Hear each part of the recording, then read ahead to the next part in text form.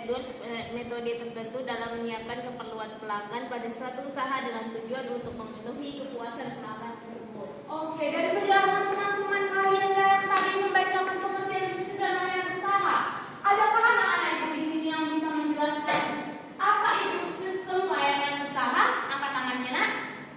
Saya Bu. Oke, anak ibu ini. Jadi yang saya rangkum dari penjelasan teman-teman tadi yaitu sistem layanan usaha adalah serangkaian proses, prosedur, metode, dan juga unsur lain seperti karyawan, sarana, dan prasarana tertentu yang saling berhubungan dalam hal menyiapkan keperluan pelanggan pada suatu usaha yang tujuan untuk memenuhi kepuasan pelanggan tersebut. Oke, jadi bisa diambil kesimpulannya enak bahwa sistem layanan usaha adalah serangkaian dari proses, prosedur, dan metode serta unsur lainnya seperti karyawan dan sarana-prasarana tertentu yang saling berhubungan untuk memenuhi keperluan pelanggan dengan tujuan memenuhi kepuasan pelanggan. Oke, kita masuk ke pembahasan yang kedua, ada jenis dari layanan usaha. Jenis-jenis dari layanan usaha itu juga terbagi-bagi. Nah, yang pertama itu layanan berdasarkan alur pelayanannya. Ini juga terbagi menjadi dua, ada layanan internal dan ada layanan eksternal. Betul. Nah, layanan internal, kalau dia bilang internal berarti berkaitan dengan apa? Dalam apa? Dalam tubuh. Iya, dalam perusahaan yang tidak ada kaitannya dengan pihak luar. Oke. Nah, layanan internal ini juga terbagi dua, nak. Ada yang vertikal dan ada yang horizontal. Nah, vertikal berarti kalau vertikal dia kayak mana, nak?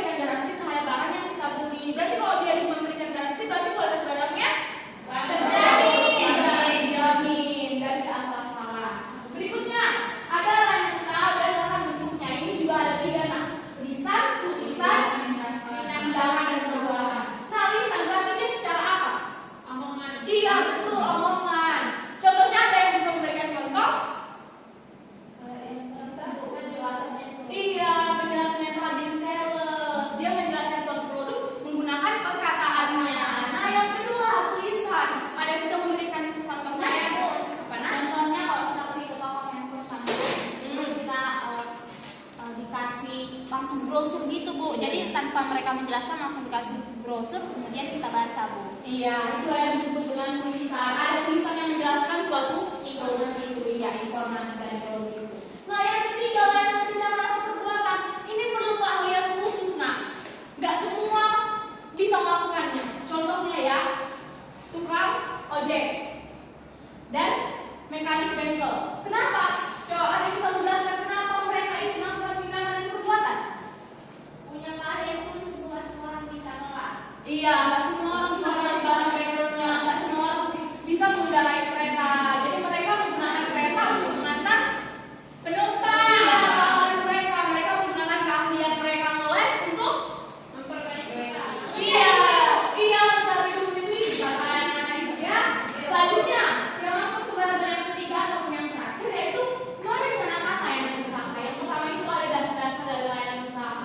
Yang pertama memusatkan perhatian kepada pelanggan. Sudah pasti karena kita harus memusatkan perhatian kita kepada pelanggan bahwa sebenarnya dan seharusnya kepuasan pelanggan itu adalah hal terpenting dari usaha kita. Iya, yang kedua memberikan pelayanan yang efisien. Contohnya kayak tadi, kita menggunakan perkataan yang bagus terhadap pelanggan kita dan juga cepat merespon apapun yang mereka perlukan. Iya, mereka butuhkan. Berikutnya, meningkatkan perasaan harga diri pelanggan. Kalau ini anak itu udah paham belum?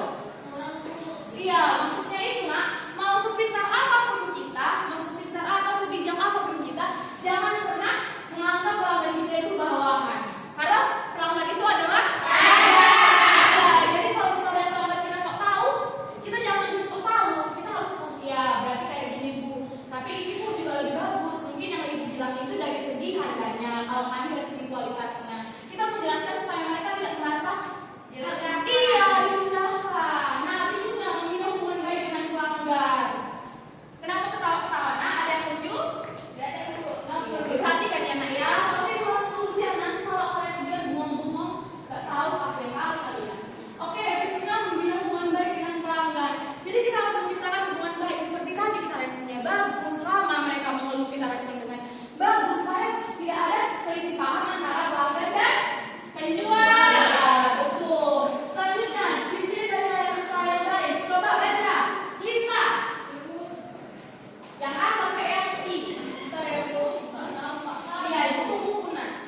Ciri-ciri layanan usaha Yang baik. ciri-ciri layanan usaha yang baik. A. Tersedianya sarana dan prasarana yang baik. B. Tersedia karyawan yang baik. C. Bertanggung jawab kepada pelanggan. D. Mampu melayani secara cepat dan tepat. E. Mampu berkomunikasi. F. Memberikan jaminan kerahasiaan setiap transaksi. G. Memiliki pengetahuan dan kemampuan yang baik. H. Berusaha memahami kebutuhan pelanggan. Dan terakhir I. Mampu memberikan kepercayaan kepada pelanggan.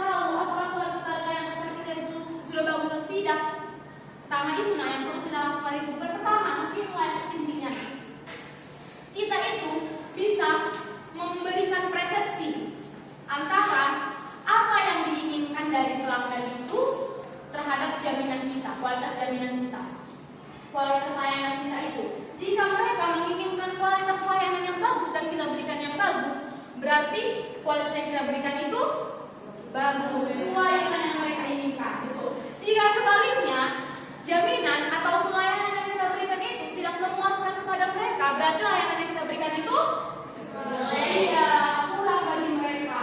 Coba baca sih Pana. Layanan terbaik adalah melayani dengan tepat, memuaskan setiap saat, bersikap sopan, ramah, membantu dan profesional. Seorang wirausaha harus menjaga kualitas layanan usahanya untuk menciptakan loyalitas pelanggan. Dengan demikian, usaha dapat berlangsung dalam jangka waktu yang lama. iya, nah jadi kita harus memuaskan setiap saat, bersikap sopan, ramah dan membantu secara profesional. Iya Pana? Memuaskan setiap saat maksudnya apa? Iya, seperti tadi lah yang sudah Ibu jelaskan. Mereka mengeluh, berarti kurang puas kan? Kita harus berikan kepuasan yang bagus pada mereka. Dia tanya, mau ada ibu ini mau joget? Ah, ya. Kenapa ya? Iya. Perhatikan ya, nak? Iya, kayak gitu. Kalau mereka kurang puas, kita tanya, iya Bu, maaf, mungkin salah di bagian ini. Kita berikan konsultasi yang baik supaya mereka, oh, saya kurang paham, dipahamkan kembali. Paham anak Ibu Fani? Paham, Bu. Iya. Nah, selanjutnya itu dimensi kualitas pelayanan usaha. Yang pertama bukti fisik. Kayak tadi nak, bukti fisik dan juga indri. Bukti fisiknya nyata kan nak? Bukti fisiknya bagus, bersih. Bisa kita lihat, oh berarti kualitasnya bagus. Nah, kehandalan dari merespon. Itu juga bisa kita lihat nak dari kualitas pelayanan usaha. Kalau misalnya mereka handal dalam merespon dan menanggapi setiap komplain pelanggan, berarti layanan usahanya bagus. Daya tangkap. Apapun keluhan para pelanggan harus disigap. Mereka harus sigap membenahnya, mereka harus sigap memperbaikinya kembali. Nah, jaminan, contohnya jaminan ini apa nak? Asuransi. Iya betul anak Ibu Dwi, asuransi. Misalnya, ini Bu ada asuransinya. Kalau misalnya ada sesuatu hal yang tidak diinginkan, bisa datang ke sini dan bisa berkonsultasi dengan kami. Oke, empati, memberikan empati kepada pelanggan supaya mereka merasa dihargai. Ya, betul, benar ya. Oke, untuk yang terakhir membuat atribut produk. Coba tadi Ibu tanya Migofel nak ini. Adakah mereknya? Ada Bu. Apa mereknya? Migofel Bu. Oke, bisa. Kemasannya ada? Ada Bu. Bagaimana kemasannya? Panikannya itu kayak gacoan, Bu, tempatnya. Oke, nah ada logonya. Ada, Bu, panikan logonya itu pakai print tanduk sama teknologi. Iya. Ada layanan pelengkapnya. Layanan pelengkapnya itu Oh, berarti kalian nggak mengantar kepada konsumen secara gratis. oh, mengantar Ibu, tapi cuma sekitar Ya, kali. itu yang disebut layanan pelengkap. Jaminan produknya ada nggak? Ada. Oke. Nah, itu pintu bisa ditingkatkan dalam jaminan produknya. Contohnya kalau rasanya kurang pas, bisa bayar setengah. Rupiah. Oke, berarti yang terbaik itu rasanya ya, Nak, ya. Supaya pelanggan tidak komplain. Oke, selesai sudah materi kita. Nah, di sini Ibu memberikan studi kasus. Dibagi menjadi 4 kelompok ya, Nak. Perhatikan. Anak Ibu Vini, Nike, dan Indri, sorry anak yang maaf ya, Nak, ya. Indri, Nike, Melani, dan Sinta kelompok 1. Kelompok 2, Anin, Dwi, ini siapa namanya? Monica dan Gracie itu kelompok 2. Kelompok 3, ini Lydia dan Tere. Kelompok 4, Lisa, Nadia dan Fani. Oke, kita waktu 5 menit dibaca, nanti kelompoknya membacakan ke depan. Oke, nah, silakan berdiskusi. Oke, nah, udah siap diskusinya? Sudah, Bu. Ada Ibu Tere, udah, Nak? Udah, Bu. Oke, masuklah kita ke kelompok pertama dulu. Kelompok dari Nak Indri. Siapa, Nak, yang maju? Cici. Silakan, Nak, ke depan. Kelompok lain bisa menanggapi, Nak, dengarkan baik-baik ya. Baik, saya Rizky dan Suka perwakilan dari kelompok 1. Jadi berdasarkan hasil diskusi kami tadi, kelompok kami berpendapat bahwa Sirina harus meningkatkan sistem layanan pelanggan dengan memberikan pelatihan kepada karyawan agar lebih sigap dalam melayani pelanggannya. Selain itu, penggunaan teknologi seperti aplikasi pemesanan online dan pembayaran digital dapat mempercepat proses transaksi serta meningkatkan pengalaman pelanggan. Oke, tepuk tangan untuk kelompok Sipa. Ya, terima kasih ya. Jadi tingkatkan layanannya. Berikutnya dari kelompok Dwi, siapa, Nak? Ibu. Oke, anak Ibu Anin, dipersilakan, Nak. Baik, Ya, silakan, Nak. saya akan membacakan hasil dari diskusi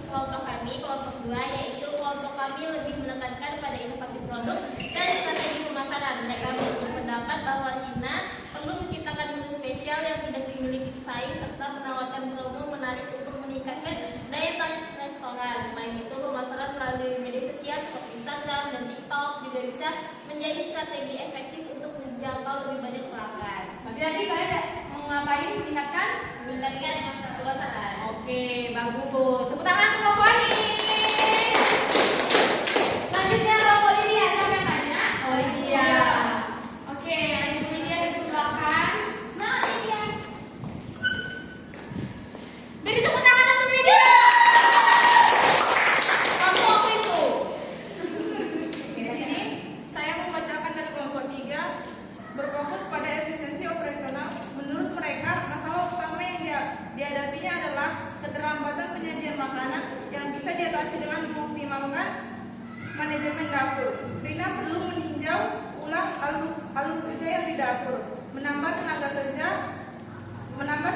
jika diperlukan, serta memastikan bahwa bahan baku selalu tersedia untuk menghindari keterlambatan dan proses memasaknya. Tepuk tangan untuk kelompok Lydia. Jadi kelompok Lydia itu meningkatkan kepada efisiensinya. Selanjutnya kelompok Stefania siapa nak? Lisa, Bu. Oke, kepada anak Ibu Lisa dipersilakan nak. Kenapa gitu nak? Bapak Bu. Semangat kali Lisa, Bu. Selamat Bu. Jadi kami dari kelompok 4 ini menilai bahwa harga menjadi faktor utama dalam persaingan bisnis kuliner. Nah, kami menyarankan Rina untuk melakukan analisis harga pasar dan mencari cara menekan biaya produksi tanpa mengurangi kualitas. Nah, salah satu caranya adalah dengan bekerja sama dengan pengusaha bahan baku lokal untuk mendapatkan harga lebih murah sehingga bisa mendapatkan harga makanan yang lebih kompetitif dibandingkan restoran lain. Oke, tepuk tangan untuk kelompok Lydia. Ya, kelompok Lydia menekankan kepada harga. Jadi semua kelompok benar. Mereka menyampaikan pendapat mereka masing-masing. Jadi nggak perlu berantem ya anak. Koni. Nah, selanjutnya kita masuk ke kesimpulan. Tadi kan udah dijelaskan panjang kali lebar kali tinggi. Udah bisa anak-anak ibu sekalian menyimpulkan apa materi kita pada pagi hari ini. Coba siapa yang bisa? Ini, Bu. Tere, Bu. Pini katanya. Coba anak ibu Pini. Baik Bu, jadi kelompok 3 nih Bu. Oke, tengok dong. Kesimpulan yang kami dapat pada pembelajaran pagi hari ini adalah di mana sistem layanan usaha merupakan rangkaian proses yang melibatkan prosedur, metode, karyawan, serta sarana dan prasarana untuk memenuhi kebutuhan pelanggan guna mencapai kepuasan mereka Bu. Oke, pintar tepuk tangan anak ibu Pini. Ya, jadi layanan usaha ini sangat penting nah diterapkan untuk kita yang mau membangun usaha baru. Seperti anak ibu Pini mempunyai GoPel ya nak. Iya, harus diperhatikan apa layanan usaha yang harus diberikan, bagaimana cara mengelolanya supaya menjadi efisien dan bisa membangkitkan loyalitas pelanggan.